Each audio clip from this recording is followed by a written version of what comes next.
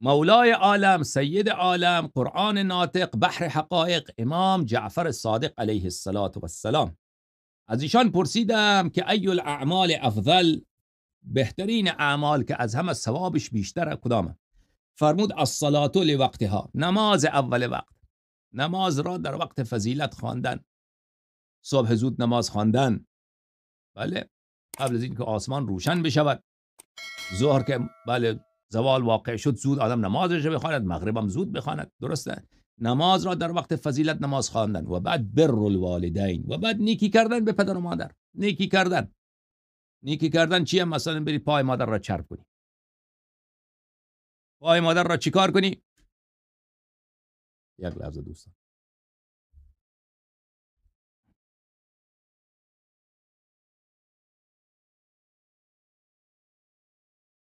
مساج بدی، چرب کنی، پای پدر را مساج کنی، چرب بدی، دستاش چرب کنی، بله سرش شانه کنی.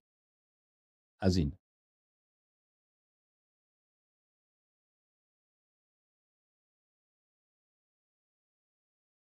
غذای خوب، اون غذای که دوست داره براشون بپزی، بله منزل را جاروب بزنی، کارهایی را که از دل اوناست انجام میدی. دیگر نیکی کردن فرق میکنه هر جای. که پدر و مادر شما نیکی کردن نسبت به اونها چیه؟ یک وقت شما در خارج هستی، پدر و مادر در افغانستانه، هر روز زنگ میزنی، این نیکی کردن به پدر و مادر. هر روز زنگ میزنی. برای پدر و مادر در افغانستان چی خریدی؟ مثلا گوشی آیفون خریدی، میگیم برایشان سیم کارت خریدی که من زنگ میزنم، بعد هر روز باید زنگ بزنی. این نیکی کردن به پدر و مادر. یک وقت کار شد مثلا هر روز نتونستی، یک روز در میان زنگ میزنی، برایشان پول میفرستی، درسته؟ اونجا برایشان نوکر میگیری که اونا رو خدمت بکن. این نیکی به پدر و مادر. حج میفرستی، خرج میدی که پدر حج بره، مادر حج بره، کربلا برن. این نیکی کردن به پدر و مادر. خب والجهاد فی سبیل الله، و دیگر اینه نیکی به پدر و مادر. ببین مانند چیه؟ جهاد در راه خدا. جهاد در راه خدا چیه عزیزان من؟ جهاد در راه خدا اینه وقتی که امام زمان علیه السلام تشریف آوردن، آدم در کنار ایشان، در رکاب ایشان شمشیر بزند. نیکی به پدر و مادر اینقدر ثواب داره.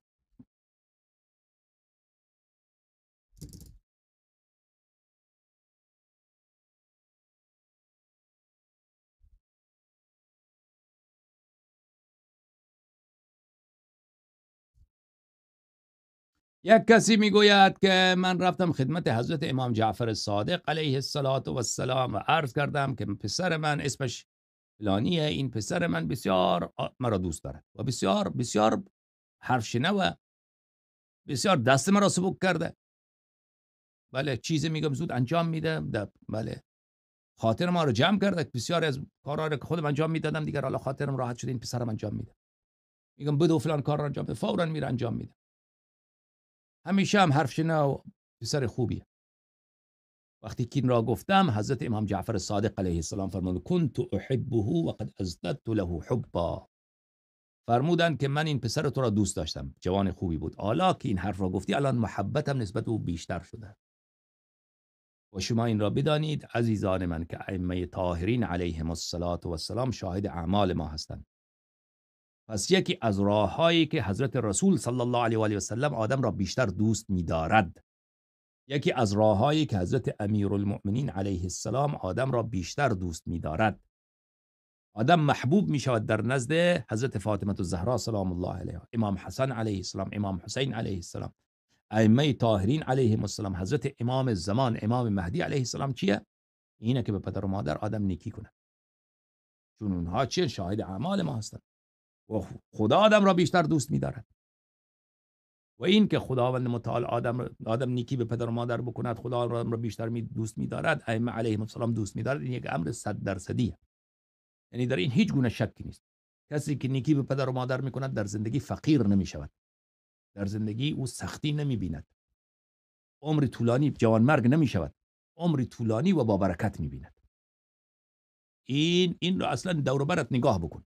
این هم بعد کسانی را نگاه بکن دور برت، کسانی که به پدر و مادر بد کردن، پدر خطا بودن یا مادر خطا بودن، به پدر بدی کردن، به مادر بدی کردن، عاق والدین، اینا از اولاد خود خیر نمی‌بینن، اینا در زندگی خود خیر نمی‌بینن، در کار خود خیر نمی‌بینن و خیلی از اینا ولی زودم میمیرن، جوان مرگ میشن.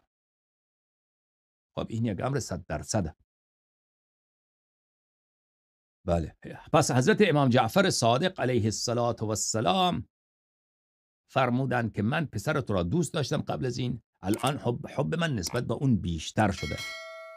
بعد فرمودند که حضرت رسول الله صلی الله علیه و آله و سلم خواهری داشتند رضاعی، که میدانید حضرت رسول صلی الله علیه و آله و سلم را جناب حلیمه سعدیه رضی الله تعالی عنها شیر دادند در بچگی. مادرشان نبودند اما به عنوان یک دایه به ایشان شیر دادند و ایشان دخترای دیگری را هم شیر داده بودند.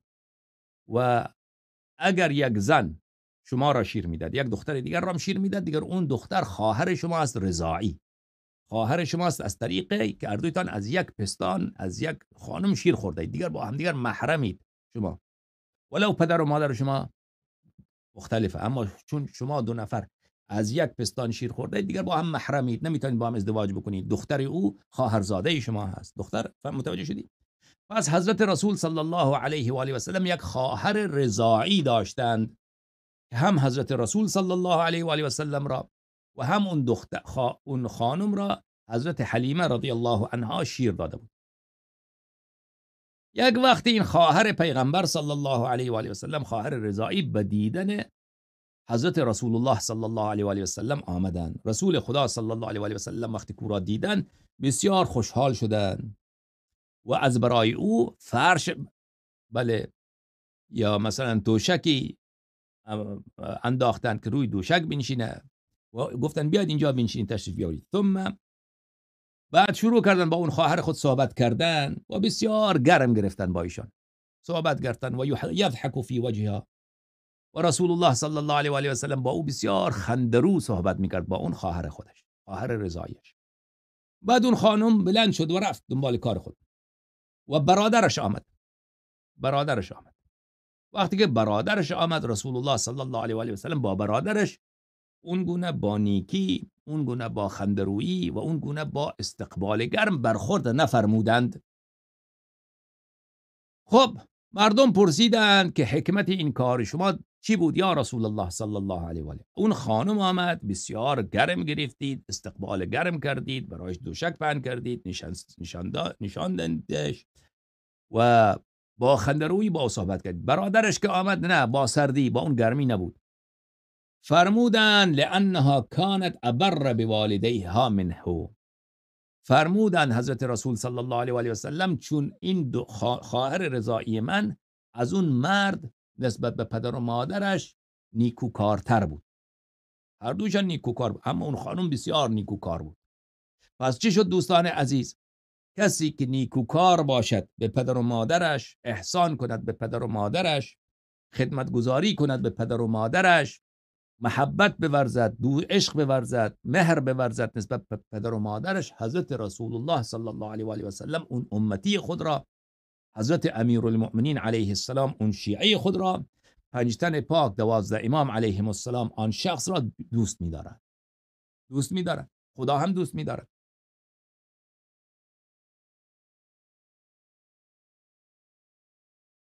مولای عالم حضرت امام جعفر الصادق علیه السلام فرمودند ان رجلا اتى النبی صلی الله علیه و آله فقال اوصنی. یک کسی آمد پیش حضرت رسول الله صلی الله علیه و آله و سلم و عرض کرد یا رسول الله، مرا نصیحت بفرمایید، مرا نصیحت کنید، مرا اندرز بدهید. فرمود لا تشرک بالله شیئا و ان احرقت بالنار و عذبت الا وقلبك مطمئن بالایمان. فرمودند که وصیت اول من اینه که به خداوند متعال شرک مورز، گرچه مردم بخوان تو را بزنن، گرچه مردم میخوان تو را در آتش بیندازن، گرچه مردم میخوان تو را کتک بزنن، مگر یک وقت تقیه بکنی، ایرادی نداره از اوی تقیه یک حرفی بزنی، اون در دلت که کسی نمیداره، در دلت تو خدا را قبول داری. به زبان میگی من قبول ندارم تا اصلا کسی تو را نکشد، کسی تو را در آتش نیفکند، اون ایرادی نداره. خب این یکی. بعد وصیت من به تو اینه، اندرز من به تو اینه و والدیک فاطعهما، اما پدر و مادر حرفای اونا رو گوش بکن، حرف شنوی بکن. و برهما، و با اونها نیکی کن، حرفشون هم بشنو که چی میگوین. میگوین که فلان کار رو انجام بده، خب رو انجام بده و بعد نیکی هم بکن. حیین کان او میتین، پدر و مادر شما چه زنده باشن چه مرده باشن، در زندگی خب حرف شنوی کردن، نیکی کردن، اون معلومه. خب بعد از مردن چیه؟ بعد از مردن اون وصیتی که پدر کرده که مثلا از جانب من حج برید، از جانب من فلان کار را بکنید، یا گفته فلان خواهرت را بعد از من غم اون را بخور، فکرت باشه به اون را خوار نشود. خلاصه این کارها را بکن. و نیکی کردن بعد از مردن پدر و مادر این چیه؟ اینه که از طرف اونا صدقه بدی، برای اونا استغفار بکنی، و از طرف اونا زیارت بری، حج بری، کارهای خیر انجام بدی، ختم قرآن بگیری. اینا نیکی کردن بعد از مردن برای پدر و مادر. و ان امراک ان تخرج من اهلك و مالك فافعل فان ذلك من الایمان. حضرت رسول صلی الله علیه و آله و سلم فرمودند که اگر پدر و مادر تو را امر بکنند که از این قوم و خویش دوری بجوی، از فلان کس دور شو. بله، پدر و مادرت گفت از فلان کس دور شو، از فلان کس دوری اختیار بکن. و از مالت گفتن ما پولت بیار به من بده. پدر و مادر چی میگه؟ پول بیار. فرمود این کار را انجام بده. پیغمبر خدا صلی الله علیه و آله و سلم فرمودن که حرف رو گوش بکن. ایمان همینه. اگر پدرت گفت که مالت را بیار اینجا، پولت را بیا به من بده، بهش بده. بفرمایید شما. فدای شما. فدای شما، صدقه سر شما، بفرمایید. خب این ایمان همینه.